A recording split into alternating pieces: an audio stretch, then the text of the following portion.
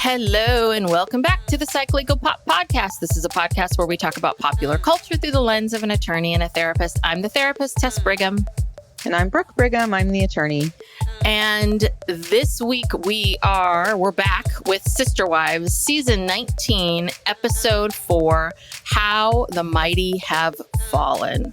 And Brooke, I just have one question for you. Yes. What did I do to deserve this? What did I do to deserve this betrayal? Other than not loving these women. Yes. Because that's the only thing I'm guilty of is not loving these women. The only crime I'm guilty of is not falling madly in love with these women. Mm-hmm. I mean, the evolution of his explanation for all of this is just hit it's just hit another level. Yeah. Oh, God. It's hard. It's hard to watch because he doesn't get it. No. He really doesn't get anything. And he is so stuck in his ego around what is quote unquote fair or not fair. And I'm here to tell you something, Kody. When it comes to kids, nothing's fair. Nothing's fair. No. It's not fair. Parenting is not fair. It's not, this isn't about fairness. If parenting was quote unquote fair, then, things would be very much different. I would get leftover pizza if it was fair. I don't get leftover pizza because it gets all eaten because my kids can eat it. Like, that's not parenting. He doesn't quite understand what it means to be a parent. Well, and here's my question. He talks about, I feel like he tries to lump all of the kids into this one, yes, common enemy. They're all, but it seems to me, and I wrote something down like towards the end of the episode, it seems to me like there is one, maybe two, maybe three. Like he says, one kid has said to me, "You're an asshole. I'm never talking to you again. You manipulated and brainwashed me." Who do you think that was? I don't know. I think it's either Garrison or Hunter. Mm-hmm. This would be my guess. Yeah. I can't see Gabe talking like that. No. I know Maddie's mad at him, but she's not going to talk like that. So, he's lumping everyone together over a disagreement with one or two of his kids. Mm-hmm. Yeah, I mean, you just went to the wedding of one of your kids. Yeah. That kid wanted you to be there and thought and asked you to be there. So that's one relationship. And Mckelty is, she has Robyn coming to help her and be there for the birth. So it's not Mckelty. I don't think it's Truly or Isabel or you think it's none of those younger kids. Yeah. I mean, I think that it is probably one or two kids who have very strong feelings and, are not going to keep quiet. And again, in a group of people like that, you're going to get a couple kids like that. You're going to, everyone handles these things differently with their parents. Some kids have no complaints with their parents because, it was perfect or it was fine or it was good enough. But other kids, they have complaints because there are times that parents make mistakes. They make a lot of them. And you have to be able to, hear them and take it. And even though maybe some of the things that they're saying to you feels really unfair and not, like it's something that you couldn't help, you still need to be like, I hear you. I see you. That's painful. That's difficult. Right. Like he's getting very stuck in like, well, I couldn't help that. I couldn't do that. I couldn't change it. It's like, well, okay. Just acknowledge it. Acknowledge their pain. Yeah. Acknowledge it and acknowledge the fact that yes, it must be difficult for you to be in this plural family, that the challenges of it. That's really what they're talking about. Right. You guys have wanted to put this show together and really shove in our face all the positives of polygamy. Now these kids are or talking about some of the negatives and hear it. Mm-hmm. Yeah. There's not enough. Here's the thing. The reality is there's not enough of Kody to go around. There never was. His draconian rules during COVID did not help. We still don't know what that's all about. He made a mistake and he kind of in this episode acknowledged that the COVID rules were a factor in this without really, fully taking Mhm. responsibility. It's a lot of things, and yeah, when you have that many kids, some of them are going to be upset with you at any Yeah. given moment in time. Yeah. That's just reality, Yeah. And that's the other thing too, is like each kid is born with their own personality. And you might have a kid who has a different kind of personality than you do. And, when you have 18 kids, you're going to have some that have a similar personality and, will sort of understand you and see you and get you. And then you're going to have kids with different personalities. And I think that's the thing is that parents think that those kids need to morph and change and mold into who the parent wants them to be, but it's the other way around. You need to figure out how to reach that kid in that way. And I also think, because I talk a lot about generations and all this, I do also think that my guess would be that in Kody's family growing up, my guess would be that he probably had to kind of just deal with Win and respect his father. And even if his father pissed him off or did something wrong, I think Kody now is sitting here going, well, that's not fair because I did all these things for my father. And I respected him and I was nice to him, even though I was mad at him. And that is a big complaint about the younger generations right now. And here's the thing is we're evolving in a good way. I'm sorry that it used to be that was the norm, but the norm now is a little different, that people speak up for themselves a lot more. Young people are speaking up for themselves a lot more and asking for more and wanting more. And yeah, that means that all of us Gen Xers are going to get we're shortchanged. Guess what? Welcome to the club. We have been ignored and shortchanged from day one.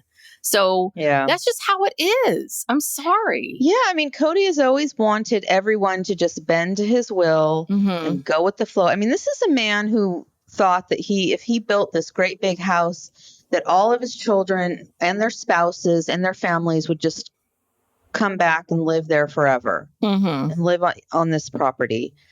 When none of them, when they moved to Flagstaff, so many of them were already married, living on their own. He's a little bit of delusion of what year do you think this is? Yeah, the world has changed.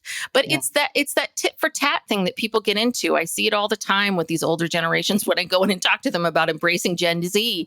It's like they get very mad because they feel like, well, I wasn't allowed to do that. And I'm like, yeah, guess what? I got yelled at. I got all the same shit you got. Yeah. I'm sorry that life isn't fair. Who told you it was? It's just a little bit like, get over it. You're the adult. Kody. You're the parent. Yeah. Ugh. Anyway, listening to him moan the whole time. I mean, this was exhausting. It was exhausting. Exhausting, especially the last part of it where he and Robyn are talking in the snow. My God.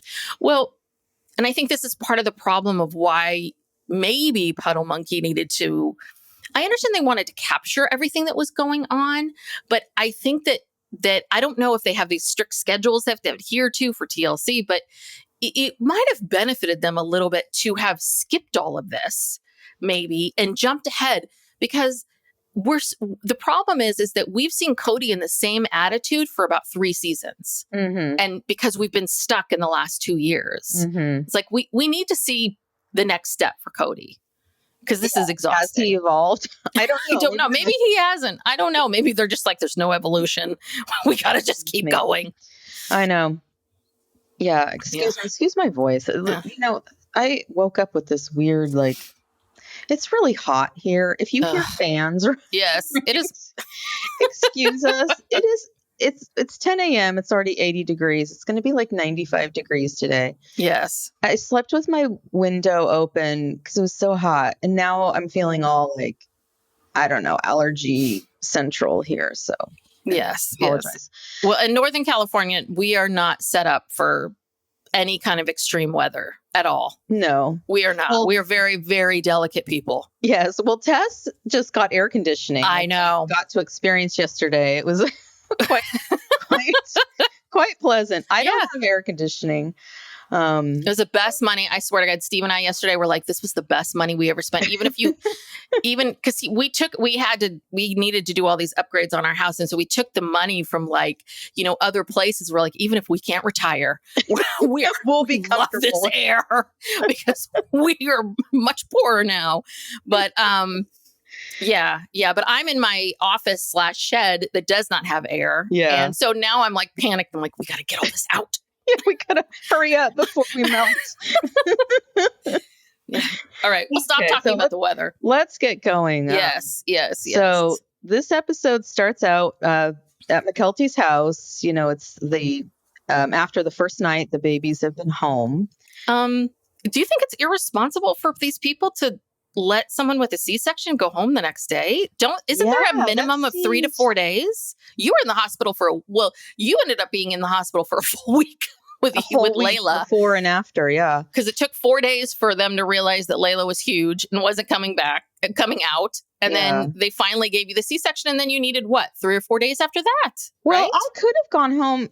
They wanted to monitor my blood pressure. They wanted to make sure my blood pressure got back to normal before they would discharge me, because I had high blood pressure in the weeks leading up and, during the birth and all that. So they had to wait for that. But I could have gone home after maybe not one night, 2 nights probably would have been more comfortable. I think I stayed 3 or 4 nights. It was like a long weekend. It was the Labor Day weekend. It was a long time. Memorial Day, sorry.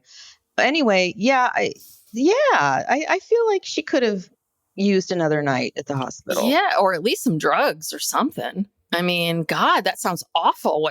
Every time she shifted, like she couldn't get comfortable. She couldn't move her body. And you try to sit up. She's trying to sit up so she can nurse, but it hurts. It was awful. It was like a very hard night, but Robyn was there. And, in this whole part of the episode, again, this really shows that things will be okay. Things can be okay if everyone would just calm down and just accept their new reality. Yes. It's a new reality. And, Robyn stayed and she slept with the babies when they needed to be nursed. She would take them to Mckelty. Now, Tony saying that she slept in the closet made it sound really weird, but it wasn't. They put like an air mattress or mattress down in this, like a walk-in closet. Yeah.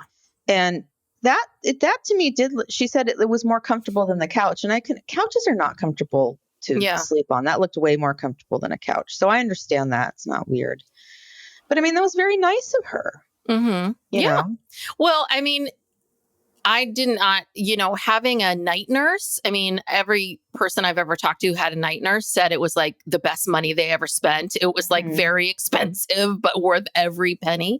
And so she essentially had a night nurse, which is, and for twins, that's huge, really nice. And I am glad that Christine was gracious about it, and that maybe she pushed past how she felt at the baby shower. I don't know if she was already getting it. I don't know if David was already in her life and she was kind of like, oh, fuck it. It's fine. I don't care anymore. But they were both, and that's the thing. There's common ground. They were you all love to each other. Yeah. You all want what's best for Mckelty, and you all love these grandchildren. So just, you guys can do this. And that's when I was sitting there going, maybe Kody's the problem. Yes. Maybe Kody is the issue here. When she's away from Kody, she's much better. Like this is the most normal and human I've ever seen her. When she was leaving and she was in the car and she was tearing, I think we actually saw her cry like some real tears. Mm-hmm. Kody is the problem. He's the one who puts this stuff in her head and is a negative energy force around her. This is the best Robyn has ever looked. I felt relatable when she came out and said, oh, it's not a big deal, oh, it's fine, I did this, ha ha ha. I was like, oh, I like this person's very pleasant. And again, that's when I thought, oh, who's not here? Right. Kody. What's the common denominator? Now, Brooke, was it triggering for you to hear about Avalon having a hard time. Oh, being a little jealous of the babies. Yeah, I don't know. I don't think that I was. I don't remember. I was jealous. I think this is a different story because there's two babies. I think it's different, right? I mean, again, I don't know what it's like, but when you have one baby and then you have another parent for the other kid, right. I think Avalon was really like, I have no parents left. Right. Hello. No one is paying attention to me. Yeah. Yeah. Well, yeah, that is, and she's very young here. I mean, very young. So she doesn't understand. Yeah. Why she's not getting all the attention all of a sudden. But I think it's great. See, and Christine recognizes that. And she's like, I think we have to love up on Avalon. Like, this is the positive of having all these parents. Like, then, all these other people can do that for Avalon while they're paying attention to the babies, or they can help the babies while they can pay attention to Avalon. Like, this is the benefits of it. And you're missing it, Kody, because yeah, so goddamn. You could be here too. Yeah. You could be helping with Avalon. You could be taking care of Avalon while, everyone else is busy with the babies. But that would require you to be in the same room with Christine, which you're not capable of. So, you're missing out. Yeah. You're just punishing yourself. You're not punishing Christine. No, you're not punishing anybody. No. You're punishing poor Robyn. I feel bad for Robyn now. You're punishing Robyn and the children that you live with. But Robyn was actually able to go and have a good time and be bonded and not feel like she has to choose sides. If Kody was there, she would have to, be loyal to Kody, and she couldn't let her guard down and just be, interact with Christine that way. She probably would feel awkward even talking. She and Christine were chatting like, yeah. Anyway, God. All right. So now Thanksgiving is in a week. Yeah, the babies were born, I guess, the week before Thanksgiving. Yeah, so Robyn's going back for Thanksgiving. Yeah, well, we get the 3 split screens. We get something new. They brought out the split screens, and we get 3 split screens of 3 Thanksgivings. One with Kody and Robyn and their mutual kids. One in Las Vegas with Janelle, and it looks like, I would assume, Logan and Hunter and Peyton and maybe the rest of her kids. We didn't see them. And then the 3rd Thanksgiving was in Salt Lake with Christine and Mckelty and the babies and the rest of her kids, Gwen and Bia and Tony's family, Isabel and Aspen. Yeah, I assume Truly. I'm sure I've missed a kid or something, but because Peyton Peyton lives in Utah, but he's probably he's sort of halfway between Vegas and Salt Lake. I don't know. That's why maybe he went to Vegas. Yeah, he was in Las Vegas because he's with the bros. Yes, to bro out with Logan and Hunter, and Mary has nowhere to go. Well, or Mary actually. And I'm with Mary on this. If I was Mary, I too would be alone. No. Well, Robyn said that she invited her. She said she invited her to Thanksgiving, and Mary's just like, no, thanks. Like, I'm going to be a third wheel, and I don't blame her. Like, because Kody made that comment last year about how, well, if Mary's around, I can't be all, lovey-dovey with Robyn, and yeah, I know. Heard that during the season, and she's like, well, okay, I don't want to get in your way. Yeah, and then Kody goes into this whole thing about Mary. Like, he's like, well, I mean, I couldn't show affection to Robyn in Mary's presence, but Mary and I aren't close anymore. So, I wasn't going to be close to Mary. So it's like, why do you have to be close to someone on Thanksgiving? It's a meal. It's a meal. What, you have to touch a woman? You can't be by yourself and eat your turkey? Like, calm down. You can't be celibate for a few hours. You can't not have, but it's almost kind of like you can't not have a woman to pay attention to you or to have to put, your affection towards for like a couple hours it's not even like a weekend. It's a meal. Like she lives in Flagstaff. She was going to go home after. Like, why? Right. Why do you need this so badly? It's just so weird. Well, because the truth of the matter is that Kody doesn't even like Mary. He's thankful that he finally, was so cold to her for so long that she finally got the hint and she finally left. And so, she didn't get the hint. He told her. He directly told her, I do not want to be with you anymore. We are breaking up. So she finally picked it up. And so she heard that. Finally. And then she got it. Right. Yes. She doesn't want to be with him. He doesn't want to be with her. So let's not pretend. Yeah. But then she ended up getting sick and I guess was in bed by herself. And then Robyn found out she was sick and she was like, oh, no, again, what are you going to do, Robyn? Yeah. You're going to, I mean, you're going to let the sick person come near your kids now? I mean, or take her some leftovers. I don't know. Yeah. My guess is I think this was like Mary's step one for Mary of like a release. Like, I think that this whole thing has been like an illness. Mm-hmm. Like, I wonder if she just got sick because her body was just like, blah, Yeah. But then there was this big discussion about Thanksgiving dinners and, we used to have 50 people and now we have far smaller. And, Kody is lamenting all of this. Janelle's happy. Janelle's like, I'm fine with this. I'm enjoying this. And I think that's the other part of it is you can see very clearly about how they're approaching things because, for Kody, everything's about this is how it was and I want that back. And Janelle is very much in this place of this is how it was and that was nice. Mm-hmm. This is how it is now. And I'm going to try to make this. This is nice too. This is nice too. Yeah. And this is a different kind of nice. And I'm going to embrace it. And that's the thing that Kody can't do, or Robyn too. Yeah. Well, Kody is so stuck in the past and thinking, like that everything has to be the way it always has been. And, you see this with families a lot that, the traditions and if you don't come home for this holiday and we don't have this, recipe and we don't do that, people get really, really tied to these things and don't want to let them go. And then that's really hard when their kids grow up and have their own families and then they put pressure on them like, oh, you got to come back and keep doing all this stuff. And it's like, that's just not reality. Yeah. Well, what was this whole thing about? Kody says something about, Thanksgiving used to be safe. God, he just loves using the word safe and triggered.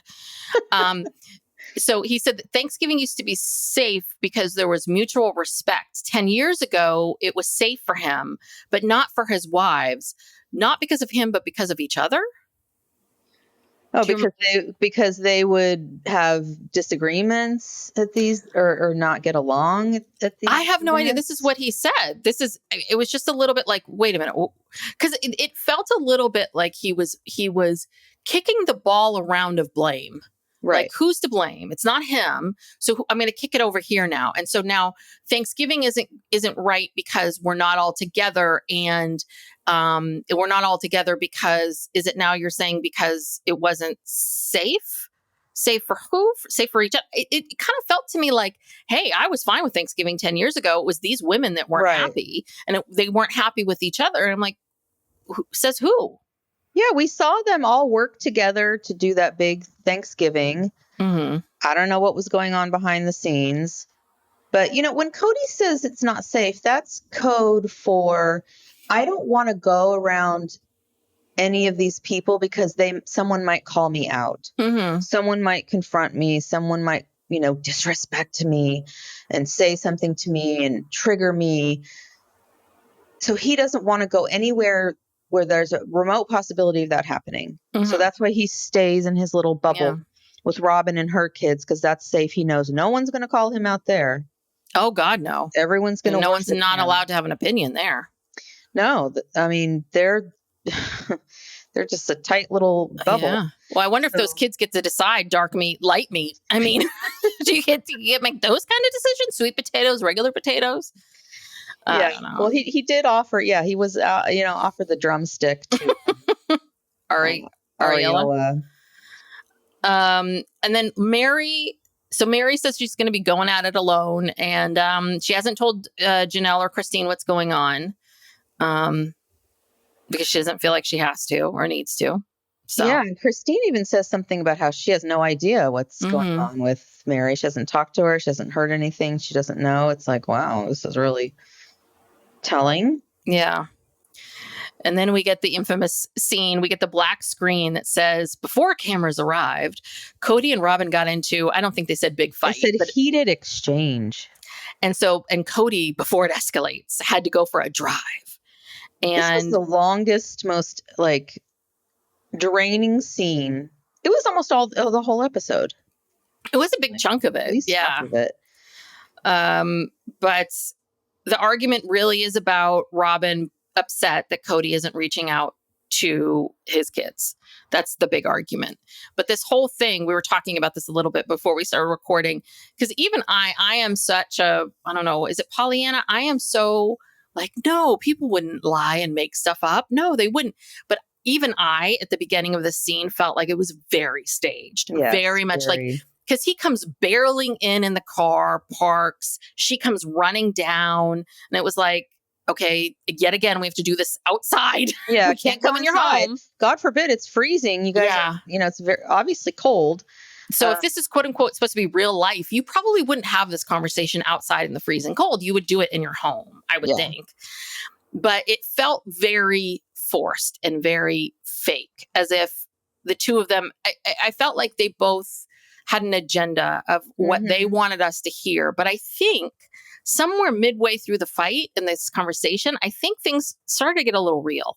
I do, because I think the two of them forgot about what their agenda was, and then they're having this argument. Psych Legal Pop, we'll be back after these messages. Yeah, and it wasn't really an argument per se. It was more like you said, I mean, they each had points they wanted to get out. Robyn wanted to look like she's just moving heaven and earth to try to help Kody, make peace with his kids and to reach out to his kids.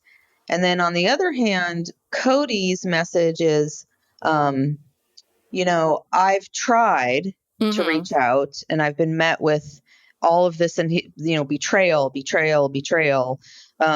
They've betrayed me. I tried to reach out to them. This person told me to fuck off, and doesn't want to be. It's not my fault. I've tried. Yeah. And I'm not guilty of anything except, not being madly in love with their mother. He keeps talking about he's being punished and he's not guilty, a crime he didn't commit. He keeps using this phrase over and over again. So they each have an agenda to rehabilitate themselves. Well, and I think Robyn also wanted us to know about her bio dad. I think she wanted us to know that she knows what's, she's been through this, knows what it's like. I mean, I think they both wanted to know that. But the best is, I don't know if Kody says this in like a confessional, but he says, I'm not going to have a rift with Robyn caused by these people who have created the biggest rift in my life. Yeah. So basically now he's blaming the kids and these other wives for the fact that Robyn's upset. And it's like, well, no, she's mad at you. Right. It's your actions. It's your actions she's talking about. And that's the part he doesn't get. She keeps, because I'm with her on a lot of the stuff she was saying to him. And it was like, you really just don't get this. You really cannot see this at all. Yeah, and he keeps talking about these people. You mean your children? He's so detached from, I guess it's just a coping mechanism because, he's hurt. The reality is he's very hurt. And this is, he's coping with it by and he's blaming the divorces. Like he's basically saying that the divorces happened and then the divorces triggered kids coming out of like the woodwork and mad at him now about how they treated their mothers. And it was like, and I think he's really pointing at the Janelle situation. And it's like, well, no, all these things happen at the same time, right? Like these kids had been watching this and experienced this for years. COVID brought it to a head, that was their final straw. And that was Janelle's final straw, right? Like everybody hit their breaking point, yes, in that moment, but one isn't completely connected to the other. Those kids had those feelings before Janelle told you she didn't want to be with you anymore. Right. And also he blames the wives for poisoning, the kids against him. Mm-hmm. Clearly, yeah. He thinks that his kids feel this way in large part because of stuff their mothers have said to them. Mm-hmm. And again, no, these are adults. Like almost all of his children, well, at least, Janelle's kids and Christine's kids, except for a couple, they're all adults. Mm-hmm. They they don't just blindly, even if Janelle and Christine were trash talking him all the time, which I don't really think they are. They have lives and better things to do. These people can make up their own minds. Mm-hmm. Yeah. And they have. Yeah. Yeah. Because they've had their own experiences with you, Mm-hmm. right? Like they've experienced you.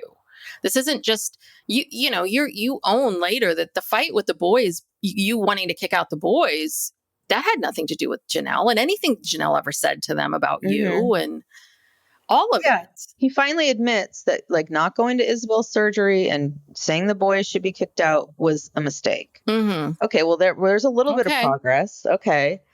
Again, yeah, neither one of those things was caused by Christine or Janelle. Christine wanted you to come to the surgery.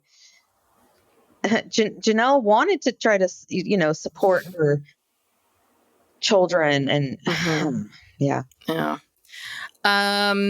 Well, and then he gets into this whole thing about Maddie and the wedding.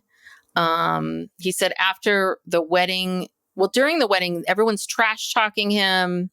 I guess apparently at the wedding, Maddie's kids were going to run up to Kody, or Maddie was... they don't even know who he is. Yeah, ushering the kids away from Kody. So I guess while, I guess Maddie didn't have any interaction with him. Yeah, he said he didn't even know she was pregnant.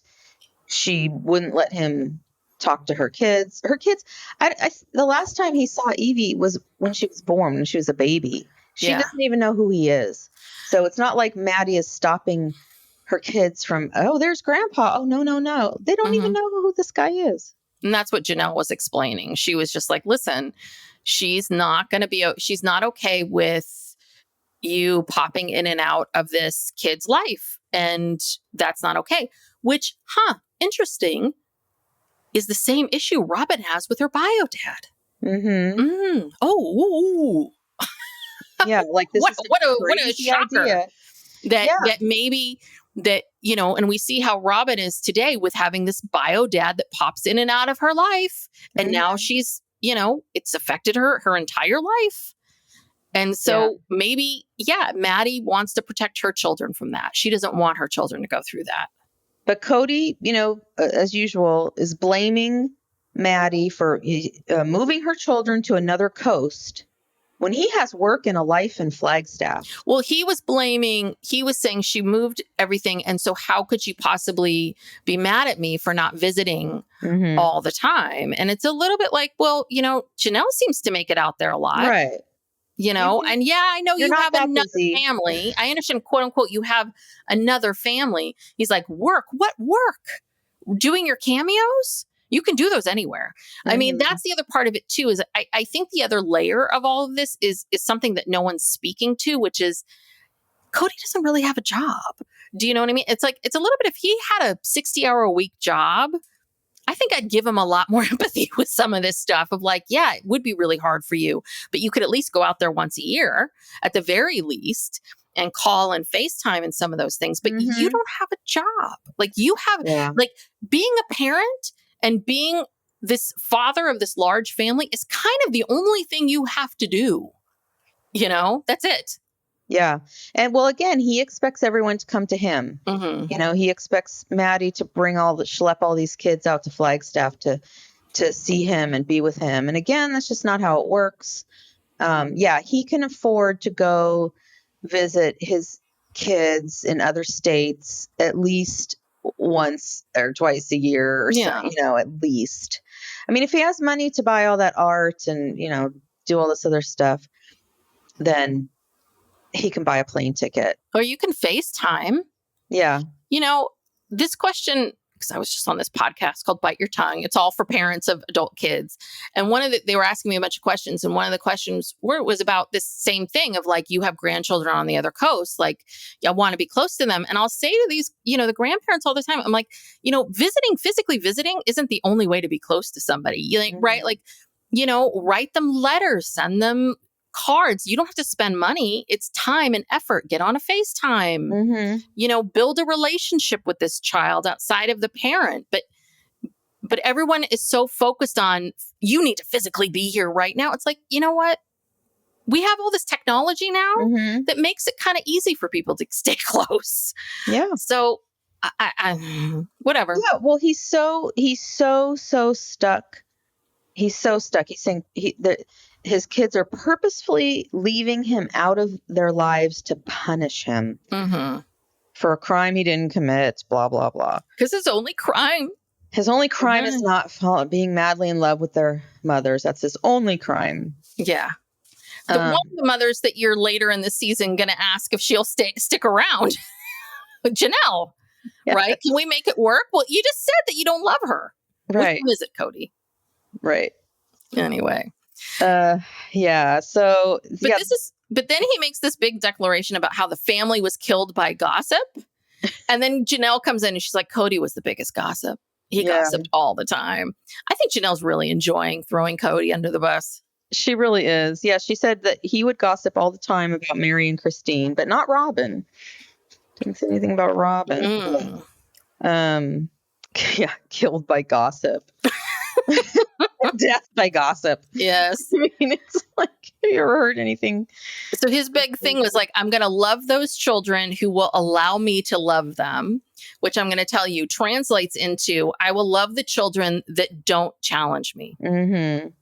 I will love the children that love me unconditionally.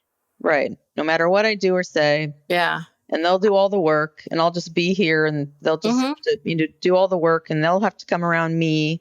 Because, I don't have time to go seek them out. And I'm sure that's how it was with Wynn. I'm sure Wynn didn't come and visit him. I'm sure every time he had to go there with the kids.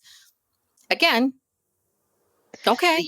When the kids were younger, he seemed to understand this a lot more. I feel like he did try to, make contact with each kid, try to have a relationship with each kid in whatever way.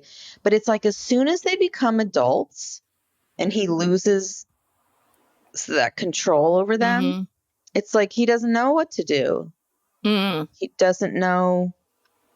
Because don't you think, I feel, spread thin when they were little, but I feel like from just watching the shows, he was trying. Yeah, I think that, and we can see very clearly the kids who are the most outspoken and direct and, the ones that, everyone's different. There are some people that are kind of like, yeah, that's my father, but I'm never going to say anything to him and I'll just show up and smile. And right. Like, I think there are some of those kids in that family. I think there's some that are, on one end that are very direct with him. And then there's other kids that comply. And I think it's really about complying. I think it's about control and complying and not challenging him. He does not want his behavior being challenged at all. He does not want to hear anybody give him feedback or criticize him. Guess what, Kody? No one does.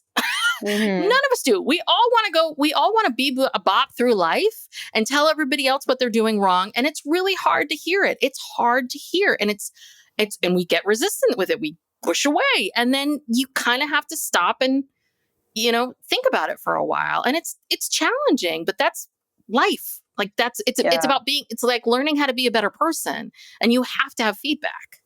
And even with Robyn, he's resistant to her telling him, this whole conversation, this half-hour conversation that we watched, she's telling him over and over and over again the same thing, and he's resisting and resisting and resisting.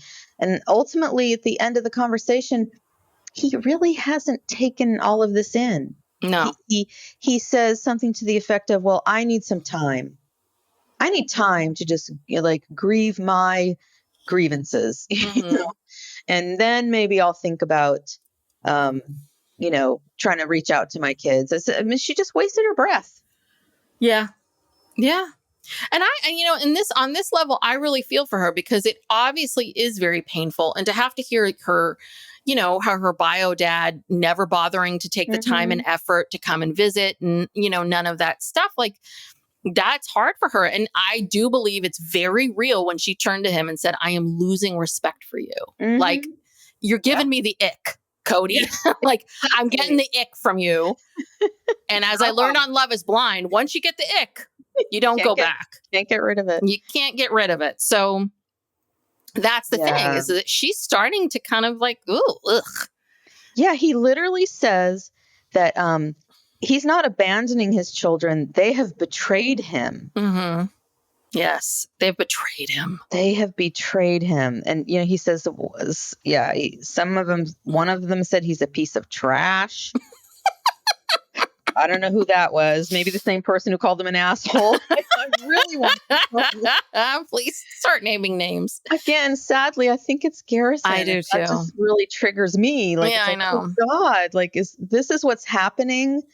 But before he dies, like, God, this is getting very dark. It is getting very dark. It's going to get very dark because we're at Thanksgiving 2022.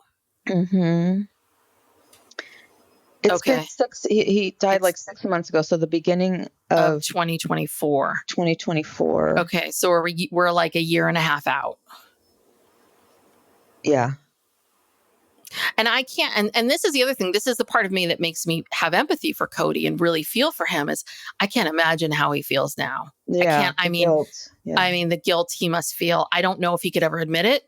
I hope he can. I hope he can own some of these feelings and some of his stuff. But this particular situation is the big reason why you need to keep trying with people. Mm-hmm. And yeah, they're going to push you away and they might. But as long as they know that the door is open and that you're ready to listen when the door is open, that's all you can do. But that was the thing with the kids. You weren't letting the door be open. You keep saying that your door is open, Kody, but it's like, no, your door is open with conditions. Right. So, then, but you know what? Right in the middle of this discussion, let's go over to Christine. Christine has some news. Oh, Christine is all giddy because she had her date with David. I have to say that photo that on the dating app of David, I think is super cute too. I think I would be like, ooh, he's cute. He is an attractive man in the sense that it's not just physically. He has like whatever his energy he gives off. He gives off good energy, not like some people. Can you imagine Kody like on a dating site? Oh, like, God, what would I don't know. Like, basically, don't betray me. Like his tagline is going to be, "I don't stand for betrayal." Yeah, everything will be fine as long as you don't betray me. Oh God. So yeah, we see, what is it? Christine's folding laundry and she's talking about this first date with David and they just, they had breakfast and they just hit it off and he has 8 kids and she told him she has 6 kids, but she hasn't told him about the polygamy, but I think he already knows. I think he's probably Googled you. Or his daughter has told him. Yes, yes. But what did she say? She said, David is a man. She's not a dude. Not a dude or a guy. He's a man. Wow. Yeah. And so she's all giddy and excited. And, we all know where this ends up. Of course, Janelle's in a different headspace. Janelle is tending to her garden. That doesn't even look like modern clip. I mean, I feel like that was when she lived in that rental house in Flagstaff. They really are pulling out some old footage to fill in. Yeah. Well, in these moments, because that's an old clip.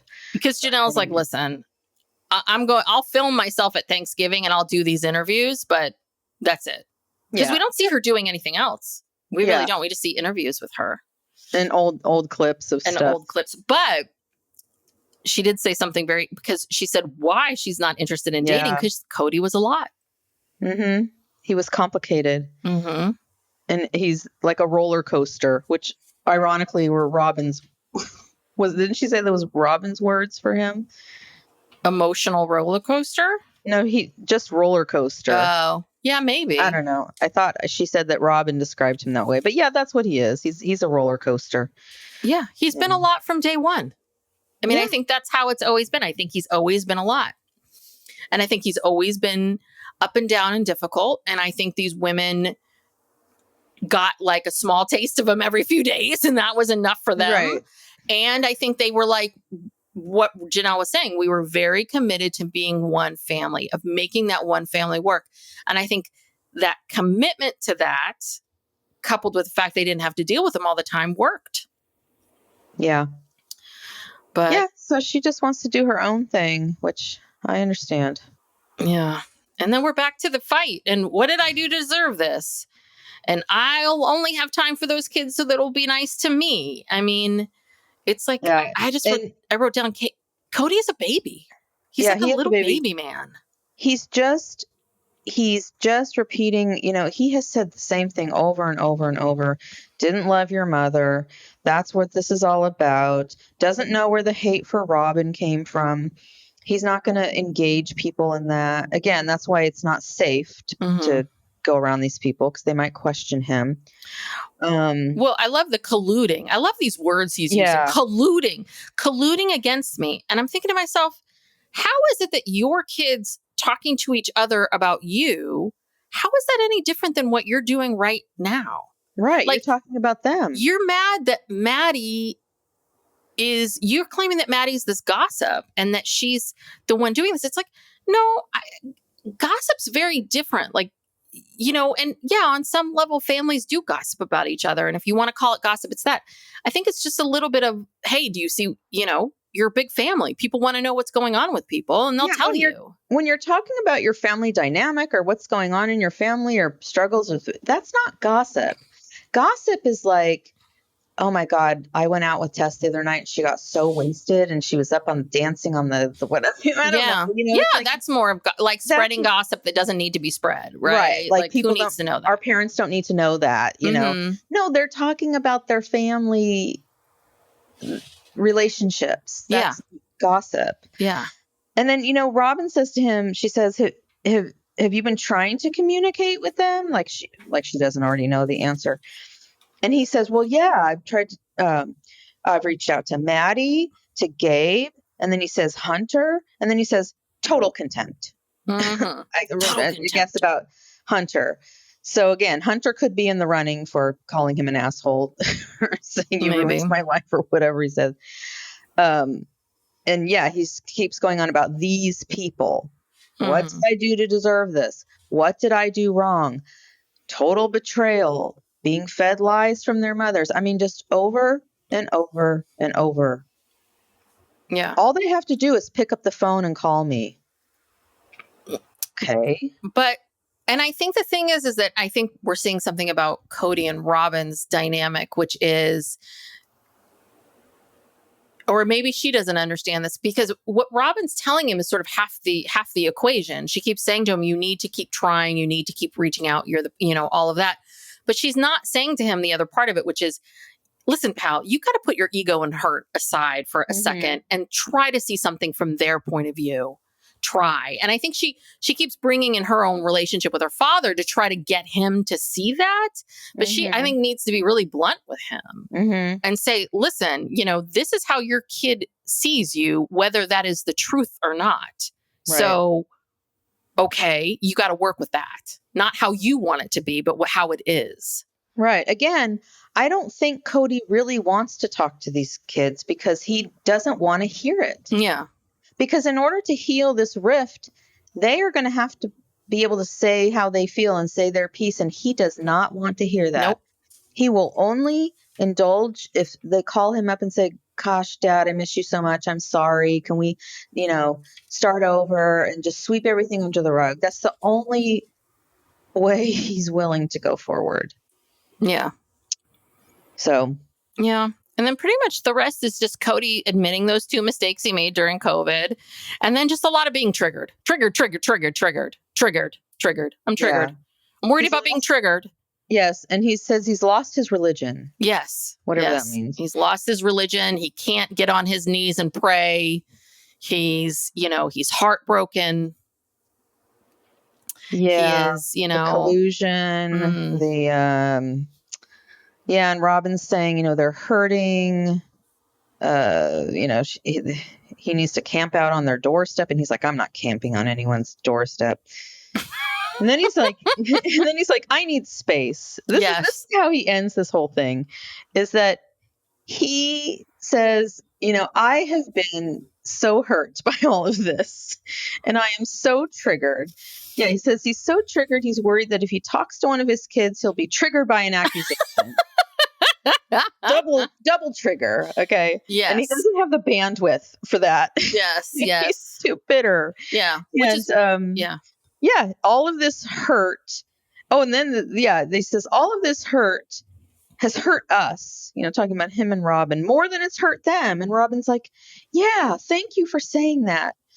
And he's like, I'm sitting here with the person I love most in this world, and my heart still is broken.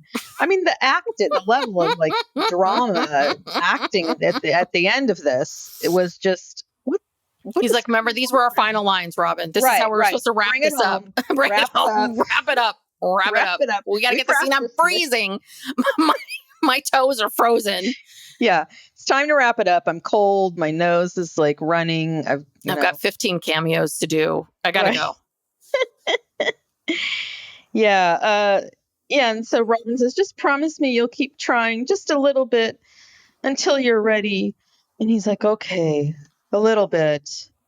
And, Kody just doesn't seem to grasp any of this. No. And I think it's hard to tell with Robyn if Robyn is like, okay, I have to keep. I think that it works with Robyn because she kind of really babies him and strokes his ego and does all of that because she needed to push him a bit more, and she couldn't go that far. And she knew she couldn't go that far because she knew it would be a disaster. Yeah. Now I wonder what it would take to get Robyn to leave. I guess she doesn't, you can't compare it to Janelle and Christine because he's treated her so much better than he ever treated them. Well, and financially, it's a very different situation, right? So she's the one, she doesn't work. So the other women all had jobs and worked in other sources of income outside of him. So she's very much tied to him, tied to the show, tied to all of it. So I think it would take a lot for her to go. And I don't know if she would go. I don't think she would go even if she was miserable. I'll be really honest. She still has 2 young kids. The other women, they only had 1 kid left each that was a minor. Yeah. So that makes a big difference. Yeah. So maybe 10 years from now, when, hopefully those older kids are out of the house by then and able to have their own lives. God. And Solomon and Ariella are, either teenagers or in college. Maybe she'll feel different. Maybe she will. But I don't think it's going to happen until those kids are grown. I really don't. Because I think where is she going to go? What is she going to do? Yeah, I don't know. And she's been through this once. She's done this once before. She does not want to have a second divorce. And she does not want to struggle the way she struggled before. So that's my 2 cents. So what was it on the coming up scenes? I can't remember now. Oh God, maybe I blocked it out. Christine's gone on another. Did Christine go on another date with David? I think she went on another date with David. And she's all getting married. Just so excited. Yeah. God, I just watched this. God, yeah. I can't remember. I can't even remember. I think the heat's getting to me here. All right. I think we need to wrap it up. Wrap it up before we melt. All right. Thank you. Well, was there any, I was just going to say, was there anything? Sister wives gossip? I saw one thing online about how Aurora and Brianna, and I think all the kids, Solomon, Ariella, I don't know about Dayton, they've joined some new church. It's like a Pentecostal type church. And I forget, I don't know if it was, I don't think it was it Without a Crystal Ball? I don't know. Take that with a grain of salt. But she posted like what the tenets of this church are, and it's pretty strict. Oh, geez. Very kind of scary, strict. So, well, I mean, they've already under this Robbins rule. I mean, how they're already used to it. Right. They're already used to not having freedoms. Indoctrination. Yeah. Because there was all this stuff about like drinking and sex and, marriage and blah, blah, blah. And divorce is prohibited and blah. It was, I mean, okay. But yeah. So they love, I mean, Aurora is what? Probably like 24, 23, 24. Something. They love having her there at home. They don't want her to move. They don't want her to go anywhere. She's in this strict religion. Great. Just keep her, even better, more tied down. So I don't know. I don't know if that's true, but I feel badly for her kids. Yeah. They deserve to leave home. Yeah, of course. Of course. Maybe they don't want to. I don't know, but I don't think they know what they want because they've been so indoctrinated. Yeah, I don't know. I mean, I hope they're happy. You know what I mean? It's a little bit like if they're indoctrinated and this is how they want to live their lives and it works for them. I hope they're happy with it. I really do. I hope they're happy with it. You know? I just want them to be happy. I want Dayton to get out of that goddamn trailer and, something. Yeah. Well, I don't get the sense that Ariella is going to go away quietly. Do you know what I mean? I don't think she's going to I find it hard I think she's going to resist. She's got that kind of personality. Mm-hmm. I think she's going to resist hard. Yeah. When she gets not now, but when she becomes like a teenager, I think she's going to resist hard. That'll be season 25. Yeah. But we won't be the reckoning of Ariella. Yeah. We won't be seeing it in real time, but it'll eventually. Yes. We'll see it 5 years later. Yeah. 5 years after her big rebellion. Yes. We'll see it on the show. We'll see it on the show. And she just takes her binky and she just throws it down. Oh, this was the other thing too. Did you notice that all the women were talking about the kids taking binkies? Like, oh, do you think they'll take the binky? I'm like, do you want that? Yeah. I thought parents were always trying to not get their kids to take binkies. And I'm just telling you, the hospital, because my son was in NICU, they put the binky in his mouth and then he became addicted. I did not do that because I would not have done that. And he became an addict. And then at 2.5, we had to wean him off. And basically, well, it wasn't really a weaning. No, we just took it away. The binky fairy came. Someone suggested to us, do the binky fairy and you take the binkies away and the fairy, and he had gifts and he identified what he wanted. He's like, I'd like this. We gave him we bribed him essentially, like, for your pain. Here you go, kid. And basically took the binkies away. And then when Max was like 6, I think I kept one binky as a souvenir and he saw it and he's like, oh, my binky. Oh, my binky. But I was really surprised. I mean, after all the problems you're having with Ariella and getting rid of this thing, why are you shoving that in their throats? Like, what are you doing? But I understand that parents, they, like a lot of people, right, they don't want their kids to suck their thumb, so it prevents that. But I feel like if they're going to have some kind of oral fixation, it's going to happen. Like Layla never had. She never had a binky and she never sucked her thumb or any of that kind of stuff. No. Well, I mean, she's like, I don't need this shit. I don't need this shit. I've got everything I want here. Everyone's paying attention to me. I'm always being held. I'm always being cared for. What do I have to complain about? So, yeah. All right. I'm going to wrap it up. Okay. Thank you so much, everybody, for listening. If you would like to support this podcast, there's different ways to do that. You can write us a 5-star rating and review. Those really do help us and help people finding the show. You can subscribe so that you always get all of our episodes. You can spread the word and tell a friend or two about our show. And if you want even more of us, then you can go check us out on Patreon at patreon.com/PsychLegalPopPodcast, where we do a weekly bonus. We got a true crime. We got an Ask Us Anything.